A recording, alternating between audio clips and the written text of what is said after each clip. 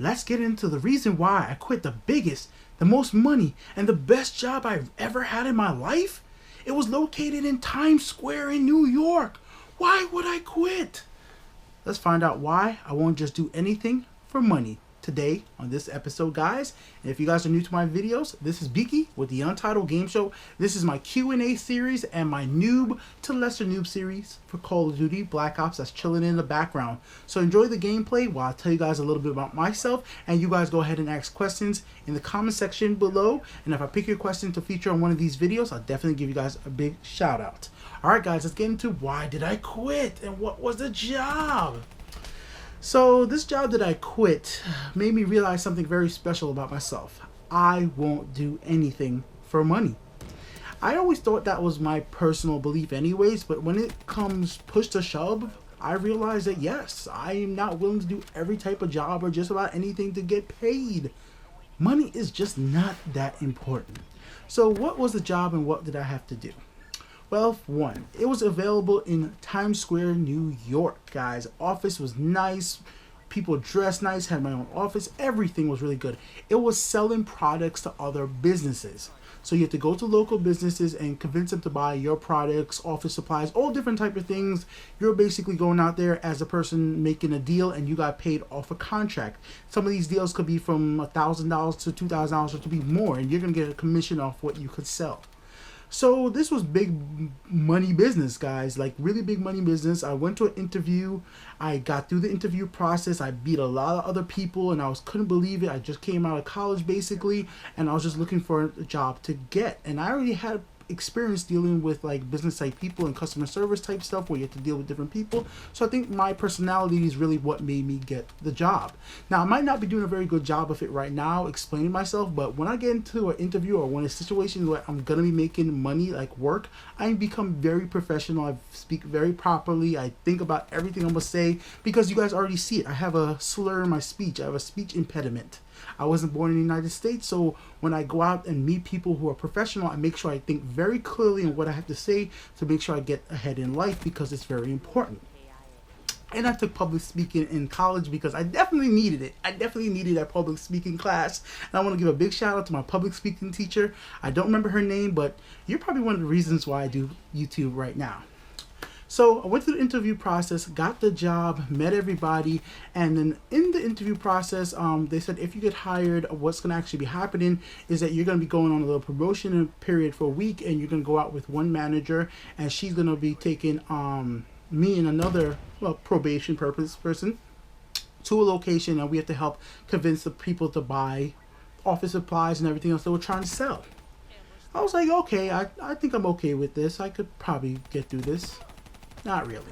So what I found out about the job is that one, I needed to get like a MetroCard, which is the thing they use in New York City, to get around all the time. And then when we get to the location that we had to convince these people to sell the products to, we went to Koreatown at the time. This is years ago, and many of the people we were trying to interact with were not people who actually spoke English. And I was like, oh shit, this is gonna be hard. So what we actually basically had to do was be door-to-door salesmen, go into these businesses, and we used as training, we target the small businesses like restaurants, like stores that are not like as small as convenience stores, but would have multiple branches, and not like big stores like not big stores like Walmart that would have a distributor for stuff like that. Stores that are basically more mom and shops, but that would have multiple locations. Like, you know, we would go to like a dentist office, doctor's office, people that would need the things that we had to sell, and we had a big catalog of stuff to sell. And what I learned really quickly is I can't be a telemarketer and I can't annoy people. I cannot just go into somebody's place of business, ask for the manager, and then try to convince this person in 20 minutes to buy something for me as fast as possible. You guys have all seen like Avon sellers, chocolate chip cookies sellers, you know, like the Girl Scout cookies sellers, stuff like that. Like I realized very quickly, like, this is so invasive in people's personal life and their business that it just was not for me. But of course, I was not going to quit the job right there in the middle of the interview process, in the middle of I went through the interview process, in the middle of actually on the training job part, right? So I went through the whole entire day, and then one of the things that really bugged me about the job, and maybe this is because it was a big New York City Times Square type deal, like, you know, we went to lunch, and basically the trainer at the time really wanted us to buy her lunch at this expensive freaking Korean place. Now, mind you, we aren't training like, miss, buy your own lunch. Why? Like, you know, like, of course, me being me, you know, got the opportunity. You know, me and the other guy, we split the bill, got her nice lunch. We ate our food, and the funny thing is, I brought food. I brought a bag of a sandwich. I never intended to go out and eat fancy food, and I realized after a while, after I did this 2 days, they do this thing every day. You go out there, try to convince people to buy crap they don't want to buy. I have to go to fancy restaurants and eat in fancy restaurants. I'm like, this is not for me. Like, this is not for me. And it wasn't because I was wearing a suit. Because I really feel like if I had a suit, I really feel comfortable and confident in a suit. That's one thing I will always say. If you guys have a suit and you could just feel really confident and proper and dressed nice in a suit, that's something I actually really like. So that's why I was kind of okay with going through the interview process when they said you have to wear a suit every day. I was like, okay, I'm cool with that. But when it comes to actually going and annoying people to try to get them to buy products, and even if I could be making $700 up to $2,000 every single week, and like they were just like the other people there who had the job for like a long time, they were telling me how much money they made. They were just like, it was like, wow, you can make that much money. But man, you gotta go to so many stores and try to convince so many people to buy stuff that it was not for me, man. I don't know how freaking telemarketers do it, because I get a telemarketing call and somebody trying to sell me auto insurance, home insurance. I'm like, first of all, I don't got a call, got a car, so click. I don't own my own home, so click. Like, I can't do that thing. I can't go ahead and try to annoy people by blank calling them. I can't walk into somebody's business. I did it. I literally did it for 2 days, and then after the 2 days, I went into the head manager's office and just had to tell him, like, thank you so much for the opportunity, but this is just not for me. And I really felt bad. It was the only job I ever quit in my life. The only job. I've never quit a job before. I've never been fired from a job before in my life. And I've had jobs since I was a little kid. Like, I've been hustling out there, like, you know, shoveling snow.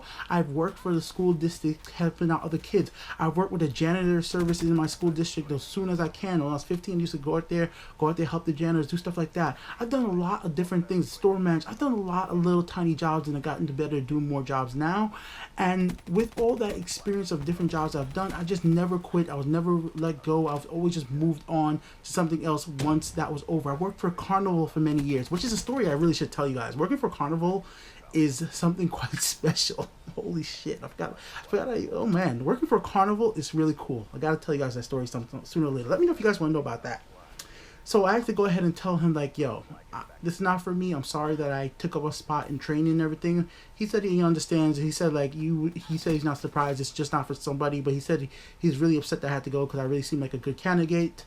And one reason I was a good candidate, I've never been arrested. I never had a ticket. I don't drink drugs. I don't do those type of stuff on a normal basis. Like, I'll drink when I go out with my friends, but that's like once every 2 months or stuff like that. I'm not like somebody who does that a lot. So as a person who's upstanding, like, who will try to be a good person, like, in the community, that looks good on paper if you're going to be interacting with business type people. Had a college degree and all that.